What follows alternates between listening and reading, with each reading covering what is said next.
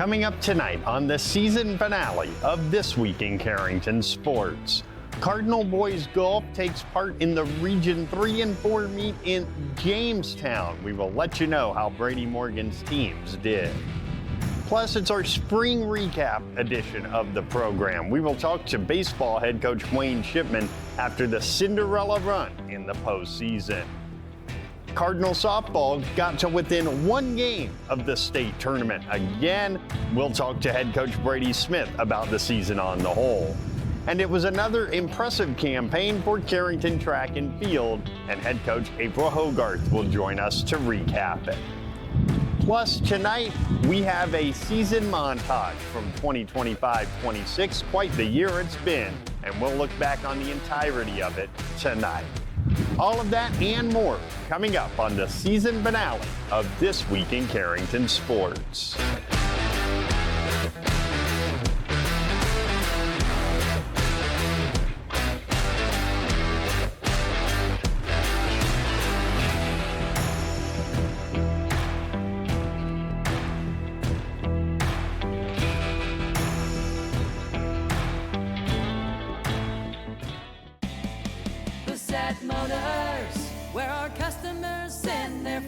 Hi, this is James at Bassett Motors. Let's test drive a new Chevrolet together. Stack up the savings with discounts and rebates combined with 0% financing for the lowest payments of the year. See us online at BassettMotors.com or call us 701-652-2955. Or better yet, stop in to see our wide selection of new and pre-owned vehicles. Where our customers send their friends. In Jamestown on Tuesday, it was the Region 3 and 4 of Class B boys golf meet, and in this meet, Carrington finished 16th. The top 4 teams qualified in individuals through 35th place. Carrington did not qualify anyone for state. They were led by a 92 from Howie Simonson. The freshman finished 53rd. In 69th was Sam Garr with a 95, followed by Alec Threadgold and Nick Garber with 96s, and Noah Spitzer and Isaiah Richter each had 97s. Congratulations to Coach Morgan and his team on a successful 2026 spring season. When you're thinking about insurance, think of Bickett Insurance. Bickett Insurance, through our partnership with Auto Owners Insurance, can take care of your farm, home, auto, business, or life insurance needs. The agents at Bickett Insurance have over 115 years of insurance experience. We know how to design policies to protect the things important to you. Give Bickett Insurance a call today. Better get Bickett. Bickett Insurance Agency. Better get Bickett. Bickett Insurance Agency. Well, Carrington Track and Field are coming off a very successful season. They ended at a very hot, humid state meet in the capital city. And joining us is Track and Field head coach April Hogarth. What dumb luck that is, huh? You know, you never know what you're gonna get during the season, and of course we had cold, windy meets and state hits, and all of a sudden it's summer, so gotta just be ready for whatever comes our way. One of the things that I've learned doing this for a long time, being around coaches, is that you can't base all of the level of success of a season on one event. So yes, you guys wanted to have a lot more state, champions and top 2s and top 3s, but you did get a couple of very high finishers. Overall, grand scheme of the spring, how would you assess it? Going into every season, you have some things that you want to accomplish, and for the most part, we were able to get there. So that was always good to see. Thinking about regionals, our girls team, we were down a lot of really good athletes. So last year's seniors, just with their first places that they won, that was 80 points from our total last year. So going in, we had to really work around and try to figure out how we were going to be able to make up those points. And the girls being able to pull off that win this year was super exciting to me. All right, so the state meet comes and you're expecting just kind of a boring little Thursday. Immediately, boom, state champion, Andrew Matt in the discus. And I watched the video of the throw and thought, oh my gosh, he threw the heck out of that. But here's a kid who, as a sophomore, got better. Mm-hmm. And this year, he just dominated. Yes. I laugh when you say this because I told him after the meet, I was like, you were trying to put me into labor. Like, he scratched his first 2 throws. And then, so I'm just like panicking. I'm like, oh my word, we at least need a good throw to get him into finals so we can win this thing. And then he goes and knocks it out of the park with a PR and what ultimately won the state meet for him. But he did make me very nervous. And then he comes back and has a great meet in the shot put as well, finishing in the top 5 there. You get one more year with him, and there is really no telling how good he can be. Yes. So especially off of his injury from football, I was a little nervous kind of coming into this season. He didn't do any of the indoor meets. Then we were able to get outside, and he was able to really recover very well. So I'm excited to see what some strength training over the summer will kind of do for him going into next year, and see if we can get a couple more under his belt. We'll see if Kyle can make sure he doesn't get hurt during the fall as well this year. There is such a tradition of relay teams just destroying everybody from Carrington because they are so good year in and year out.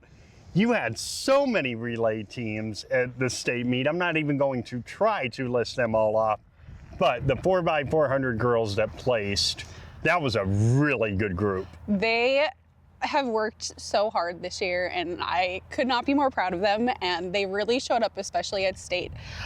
One of the hard things about the 4x4 at state is it is at the very end of a 3-day meet. Oh. So kind of telling them that throughout the whole weekend, especially that last day, you actually have to get up from out of the tent, make sure you're warming up kind of a few times throughout the day, make sure you're ready to roll when your event actually gets started. And they came out, they were focused, they were ready to roll. Their time coming into the meet was a 4:14, and they ran out 4:08. So They took off a whole 8 seconds, and like I said, so proud of them, being able to see their excitement when they found out, because they were in the second heat. So they still had a heat left to go where they had to watch where everybody was in that first heat or in that third heat. So being able to kind of see their excitement when they saw that, hey, we made the podium, and not only did we make the podium, we got 4th place. So that was really awesome. And I mean, that New Rockford 4x4 team was loaded. I mean, just crazy. So for your girls to get 4th, just outstanding. Peyton Harrington had another really good season. And here's a young man who's going to run at Bismarck State. And with the amount of events he does and how good he is at all of them, you can see him being a really good college runner. Oh, for sure. I appreciate him so much. He's the core of kind of all of our boys relays. He was able to get in with the 100. I was kind of hoping to see him in that 200, but just weather-wise, going against the wind, it's really hard. So, it's not like he did anything wrong. He's working hard, and I appreciate that from him. And his little brother is, dare I say it, maybe as good, maybe even better than Peyton. I mean, Paxton's really good as well. Yeah, both of them are phenomenal athletes that we're really lucky to have. Paxton is really taken off in the 300 hurdles, which is really good to see. I know he's going to be doing a lot of summer meets this year, kind of going with the hurdles as well. So it'll be good to see how he continues to improve and can help us next year. And that's a perfect segue into talking about some of the returners for next year.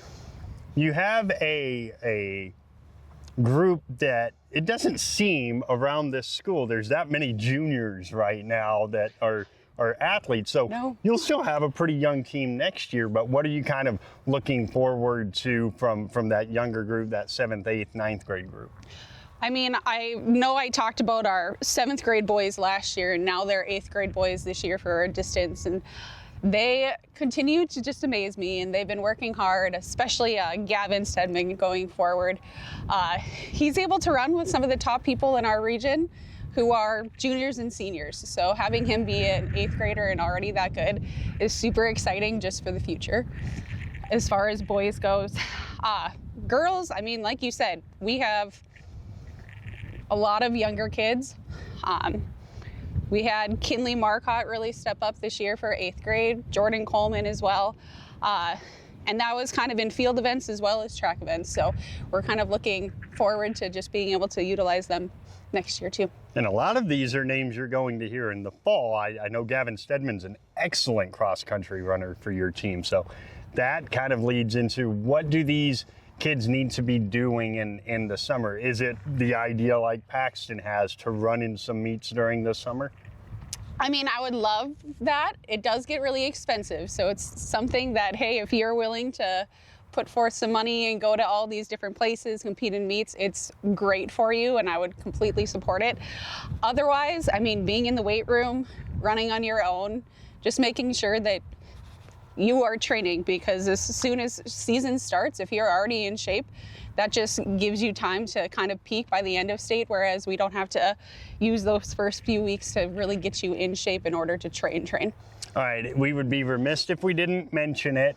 How excited were you when you saw that Ryder Bickett was the Summit League champion as a freshman in the javelin at North Dakota State? Oh, you know, it's awesome. Especially, I mean, anyone that you see just going outside of high school, seeing how they're accomplishing things in a college level is great.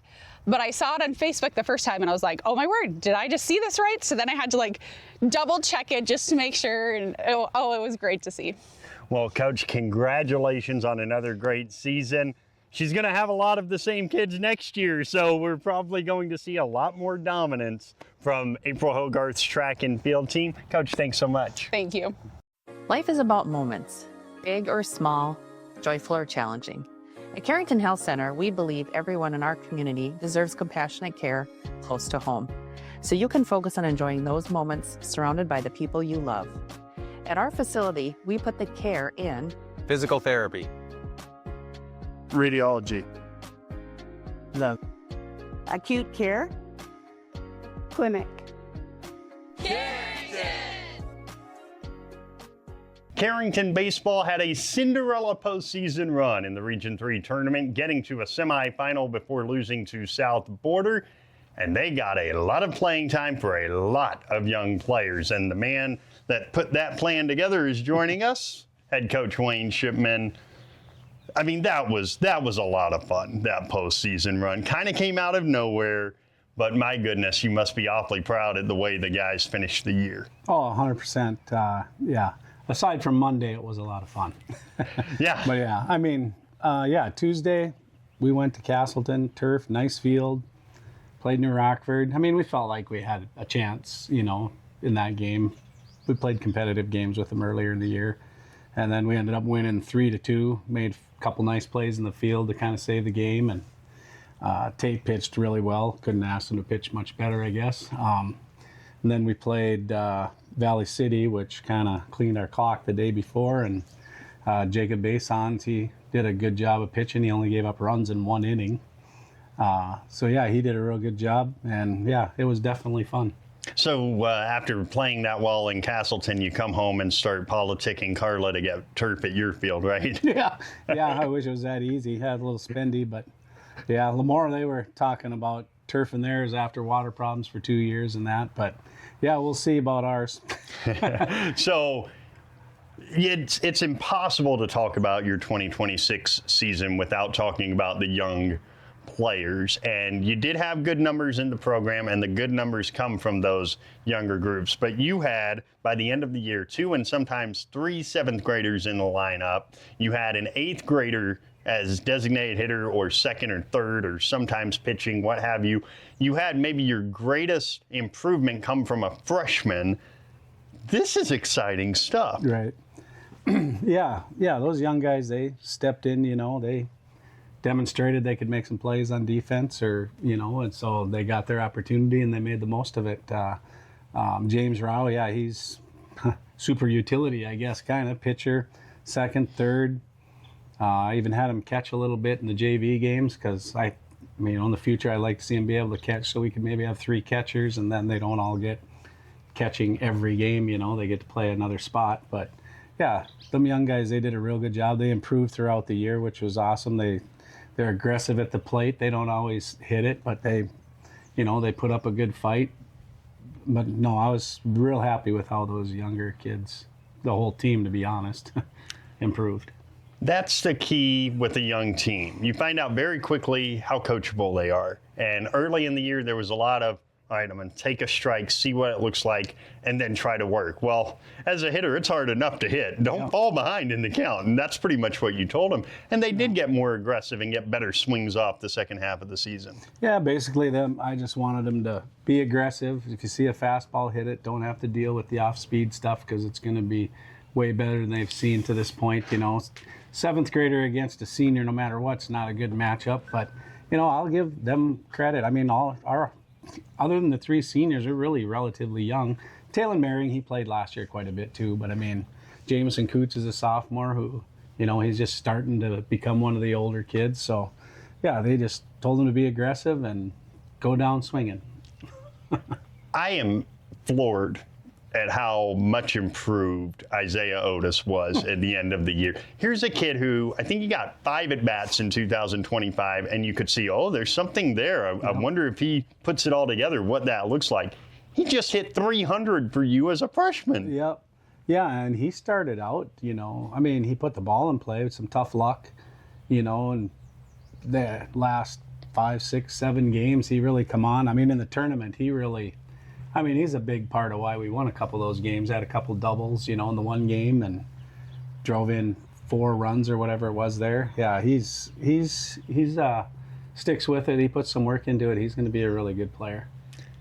Your seniors, you mentioned Tate and Jacob throwing the way that they did on day 2 of the tournament. That tells you a lot because those kids are about to graduate. Their high school careers are over, but they weren't ready for it to end yet. That tells you that the older guys really enjoyed these young kids. Yeah, you know, down in Castleton, Luke and I both made sure they were aware of how proud or happy we were with how they handled or helped the young kids. I mean, you could really see it down in Castleton, especially, you know, after we beat New Rockford, you know, they were all pretty giddy, I guess you could say, and happy we won the first game that day down there and got a chance to play Valley City. I mean, there was some younger kids over on the football field with a little wiffle ball deal playing baseball because we had like 7 hours between games, and I can't remember which one, but just said, what are them guys doing over there? I go, they're young kids. They're just playing and having fun. Just let them be, you know, and that's just how they are. And when they play the game, that's really how they are. They're just fun. They ask questions. They want to know why. You know, and that's what makes coaching fun is when they're interested and they want to know why or how or. And that sort of leads right into the next question, because when you are as young as you are, the potential, it has to excite you. Like, these guys, yes, there were errors this year because they're so young.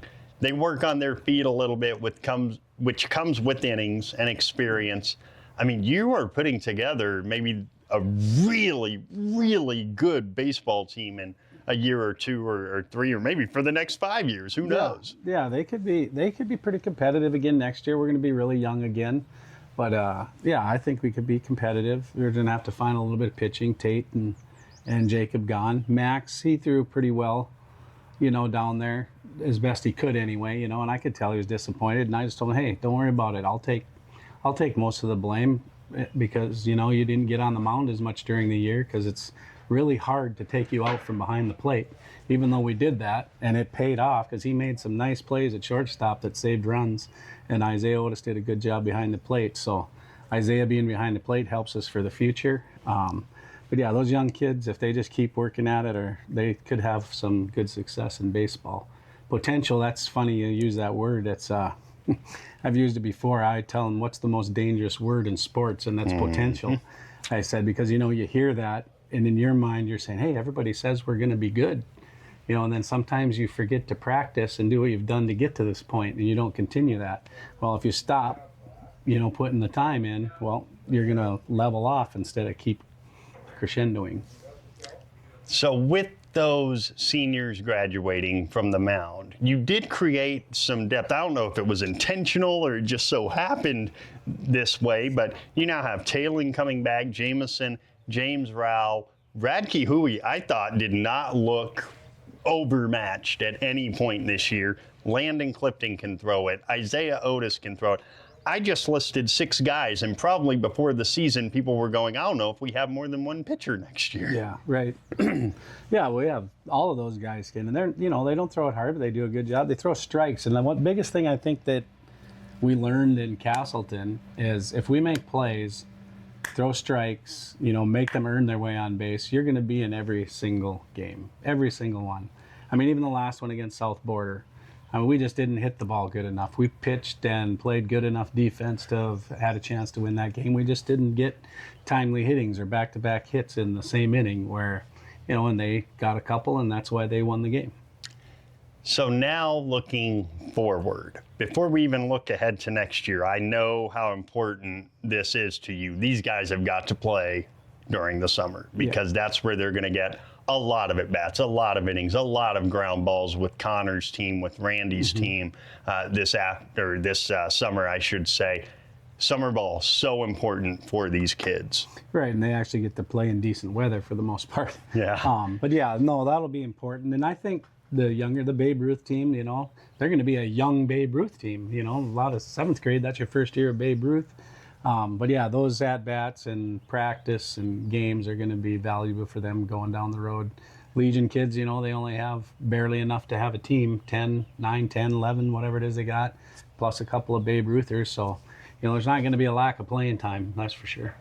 So what are you looking forward to most with this group into 2027? There's no more Berkeley France. You don't have to worry about him at South Border anymore. Lemore's going to be awfully good again next year, but there's some big-time graduates at New Rockford. There's big-time graduates at Valley City. I mean, you got a shot to compete next year. Oh, yeah, I think so. If we just play good defense. I mean, well, anybody who's listened to me talk to you knows that I'm big on defense and catching the ball.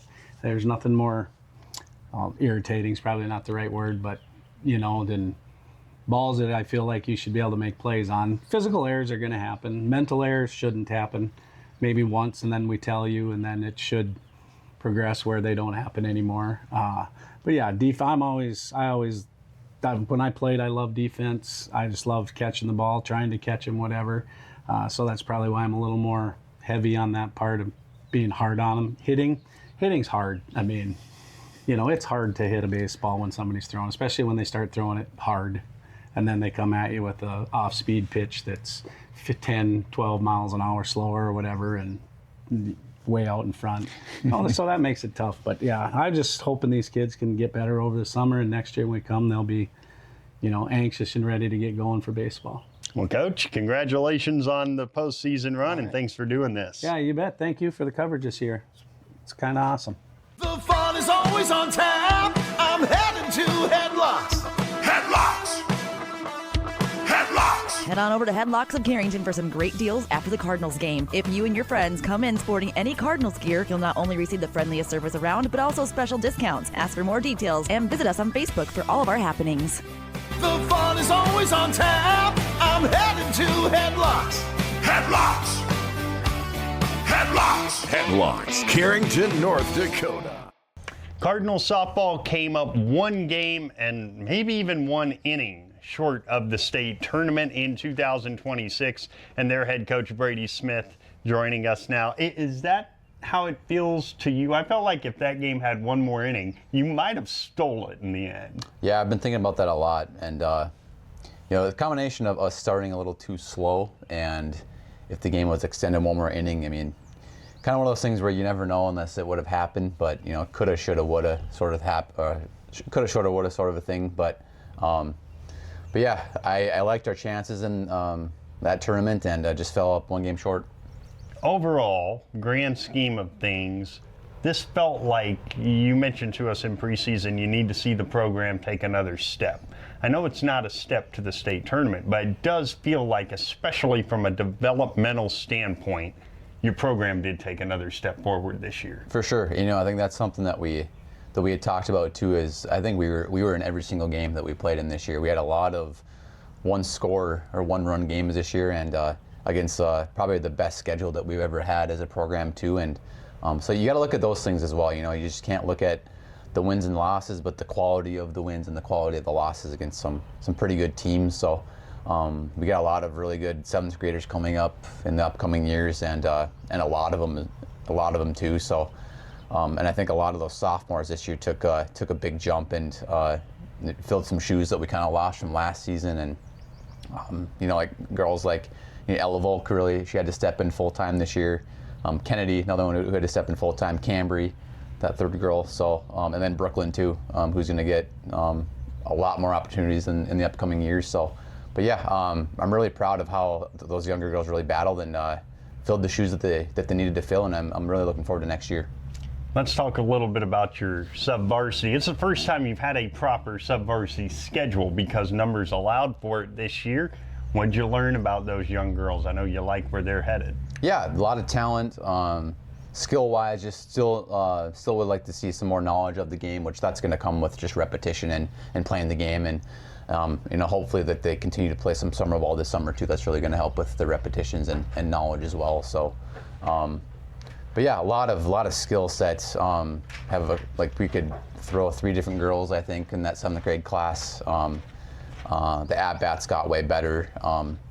The fielding will get better with time, but the 7th grade is kind of that age where some girls mature a little bit faster than others too. So maturity is a little bit different at that level, but give a lot of these girls a couple of years, I think they're going to be a pretty good team. You look at the young girls that were thrown into positions that they probably knew was coming, but they really produced. Ella Volk was really good behind the plate. Cambria Linderman, all right, you don't have to worry about right field for the next couple of years now, which may come in handy, especially next year. Kennedy Trostad at second base, I thought, was just fantastic. I know you mentioned them briefly before, but this season doesn't go as well as it did without those girls. Right, yeah, and it all goes back to beating Thompson and when we went to state last season. And again, that key factor, Isabel Wendell. When she was gone, those 2 girls had to really step in, and they played a huge role in those games. So it really almost didn't feel like it was their first year starting. They had a lot of experience last season when we actually went to state. So, they seemed a lot more comfortable in their positions this year, and even Cambry really grew into her position out in right field. And I'm confident she can, play anywhere in the outfield right now. And the production that she had at the plate for us, I think she led our team in walks this year with 16 walks. So high on base percentage. And they all turned out to be really good softball players and some good athletes. We're being joined by Brady Smith, Cardinal softball head coach. All right, so let's look ahead to the future, and I'm going to bring up a topic that has never been brought up with this program because you've been trying to build it. But the 6 returners now, and I mean Mara, Callie, Ella, Brenna, Cambry, and also Kennedy. Those are 6 college prospects if they want to go that route. The improvement that they've made from last year to this year now puts them in that position, but that kind of gives you a lot of talent on your team, and pretty much all 6 of those returners, if they want to, have the opportunity to be college softball players. Yeah, and that's what I kind of keep hammering home is, if you want to play college softball, it's a completely different level. It's a different speed, different everything, and so yeah, they have to, if they want to do that, if that's your goal, they have to start doing those little things right that we keep talking about, right? And start limiting those mistakes that kind of bit us in the butt a couple times this year. And but yeah, like talent-wise, absolutely, I 100% agree with you. Especially at the plate. What separates high school from college is when it comes to pitching and defense. That's the biggest thing. The ball's hit at you a lot harder. Pitches are being thrown a lot faster with spin, different, rise ball, drop ball, screwball, stuff like that, change up, everything. So, pitching wise, way different. Fielding wise, got to be a lot faster on your release. Get the ball out of your glove as fast as you can, and just getting stronger overall too, right? Arm strength, getting faster, stuff like that. Those are all key factors that they can definitely continue to build and work on, and end up being some, like I said, really good softball players in the future. 2027. Now let's get this out of the way right now. This guy's got a very busy offseason before we talk about 2027, including a wedding. So when we get to 2027, though, there's no Abby Olson in this region anymore. There's no Sarah Jensen in this region anymore. Does the expectation for your program now become win a regional title and go to state with a number by your name in terms of being seeded? That's one big thing that we talked about with some of the girls after the season ended last weekend. That was kind of our number one goal looking forward to next year is, you know, we've been in the state qualifying game 3 of the last 4 years now, so it's time to take that next step and, you know, put a region championship by our name.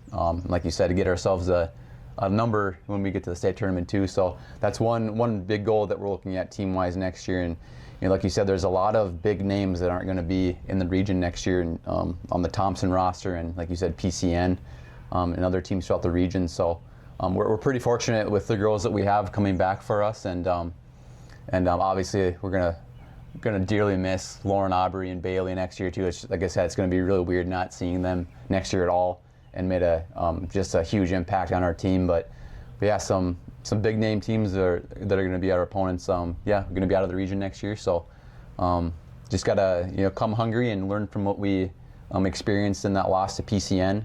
And I think the girls are going to come ready next year.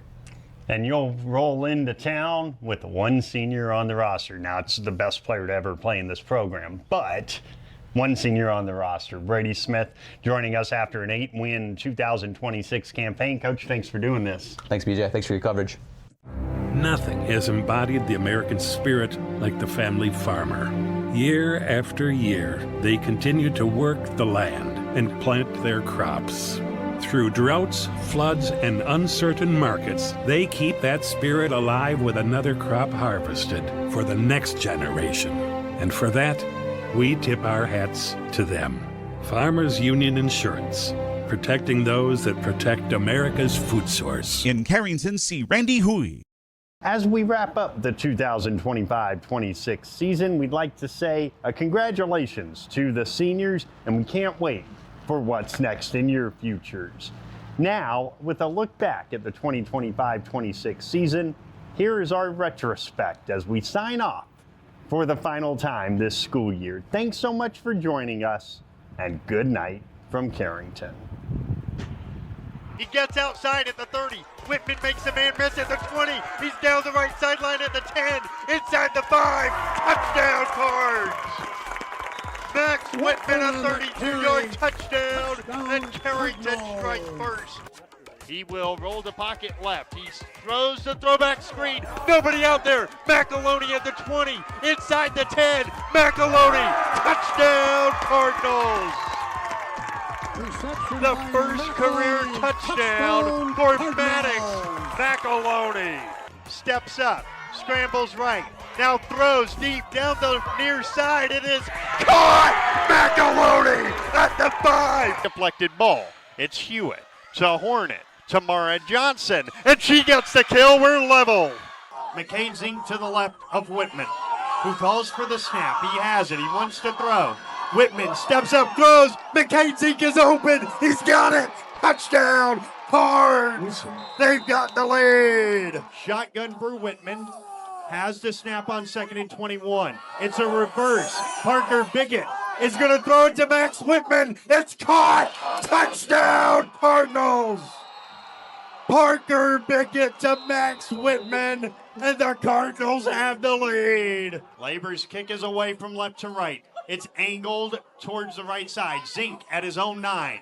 Over the 15, turns on the Jets at the 20, Zeke at the 30, Zeke's gonna go over the 50, cuts it back at the 40, Zeke at the 20, McKenzie, 90 yards, touchdown! The snap is back and the punt is blocked! It's blocked through the end zone, safety, and they're gonna throw it. Carlson fumbled, it's picked off, Wolski, touchdown Cards! Hornet to Hewitt, blocked. Saved, tapped over and down for Hewitt. What a play. With the receiver to either side, a wing and a tight end right.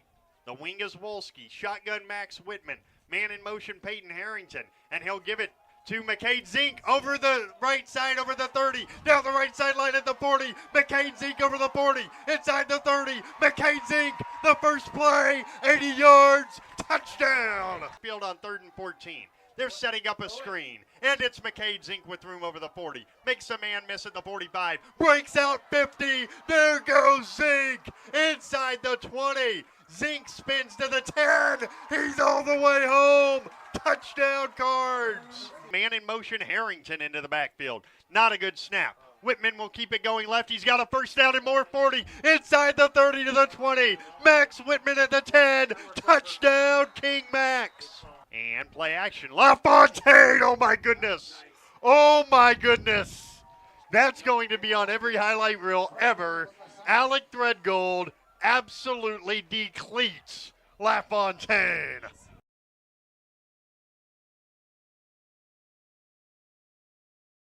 Mara Johnson up front. Harper Coleman, and Coleman will get the kill off the Harvey block. Here's Hornet for Coots. Carrington have done it. Saved. Hornet again towards Nice. By a Nice playing hero. Cut off by Peltier. Hornet to Coleman. We're going the distance. Got dug out on the back row by Oster. Now it's Hornet setting it up for Nice. A high set left side. Schwab gets blocked. It's punched into the air. Return to Nice. Here's Hornet for Hewitt. And Carrington have won it. And Whitman will keep it going right over the 40, 45 midfield. Max Whitman 40. There he goes. The first play of the second half. Touchdown Cards. Squibbed through the middle. It is muffed at the 22. It's loose on the floor, and Kruwolski may have gotten it. It's loose at the 23, and the Cardinals have it. Kruwolski made the recovery. Actually, it's not the mud. It's the wild Tate with Wolski to take the snap. He's got the snap. He's going to run it right, and Tate Wolski is in the end zone. Touchdown Cardinals. A little bit long. Rebound, Mara Coots. Carrington can take the lead again. Here's Top. Spinning back, leaving for Coots. Right side, Hornet. In the corner, Johnson for the lead. Yes! The other way, Scotty Beck. Scotty Beck fires a three. It's no good. Rebound, Johnson. That's it. Number one goes down on opening night. Almost a neck wrench right there, but he's got Kurz down on the mat, and trying to finish this off is Gabe Clifton, the junior, and there's the fall, 41 seconds in. Johnson 8 to shoot. Mara 6 to shoot around a screen. Johnson, step back, 3. Good! Oh my goodness! Timeout, Devil's Lake. Corner, Thiel.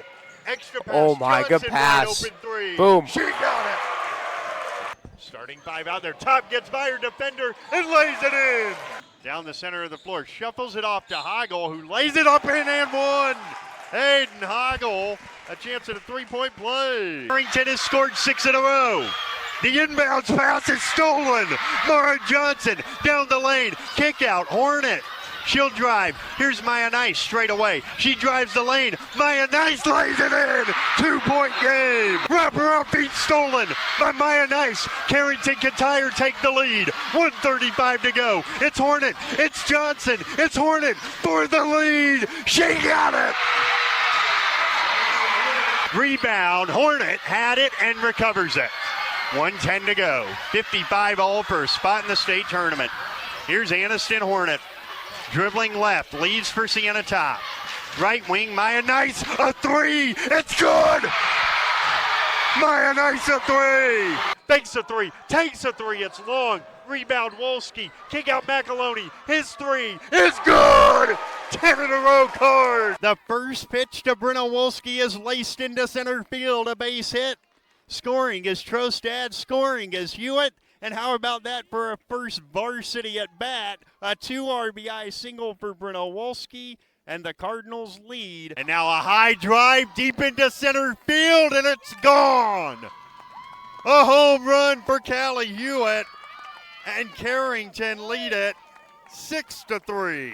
Curveball, line right field. That's a base hit. 1 run is home. Here comes Otis to the plate. He will score a 2 RBI single. And now the ball gets away. Coming home is Salvaggio, and Carrington have the lead.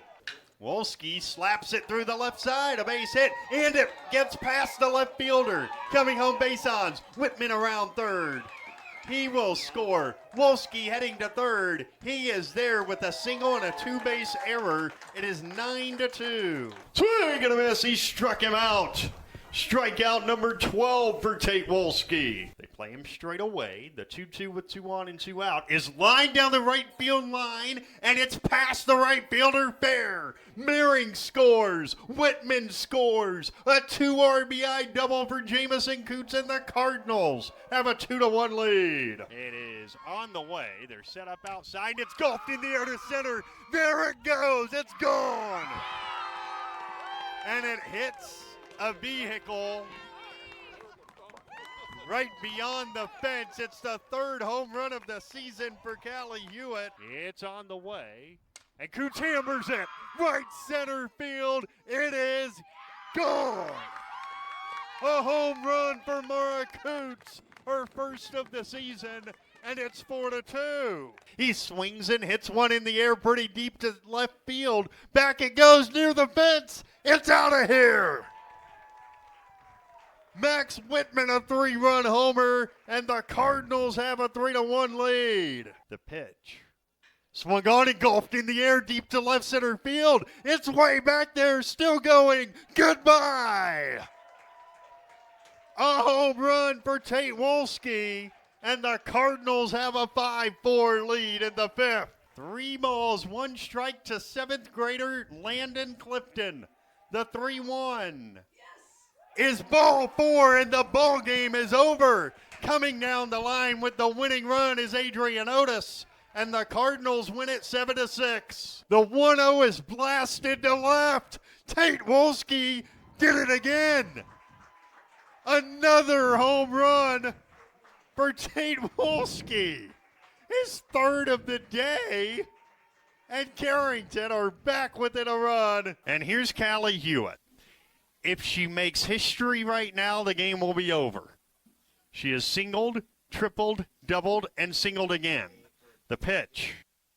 Hammered, deep left center field. It's way back there. It's gone.